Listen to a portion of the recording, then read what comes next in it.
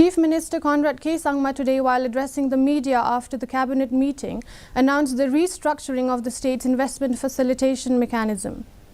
The cabinet today approved the Meghalaya State Investment Promotion and Facilitation Bill 2024 and the proposal for amendment of the Retired Judges' Secretarial Assistance and Domestic Help Rules 2013, which was last amended in 2016. The proposal to extend the allowances recommended by the Second National Judicial Pay Commission (SNJPC) as directed by the Supreme Court, which mandates that the benefits given to judicial magistrates in the state should be at the national level, was also approved by the Cabinet. The Chief Minister also informed that the Cabinet had approved the proposal to lay different ordinances in the form of bills before the upcoming Assembly session, which would include the amendment of the Captain Williamson Sangma State University Act 2011 and the Contingency Fund of Meghalaya Amendment Bill 2024.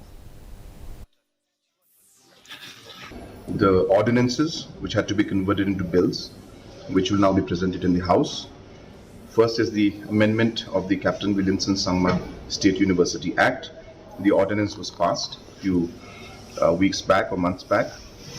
Number two was the Contingency Fund of Meghalaya Amendment Bill 2024.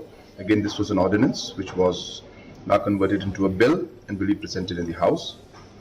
The third agenda was basically a proposal to amend the Retired Judges' Secretarial Assistance and Domestic Help Rules 2013, amendment to the allowances recommended by the Second National Judicial Pay Commission as directed by the Honorable Supreme Court. So these are directions given by Supreme Court that certain benefits to judicial magistrates and other judiciary officers.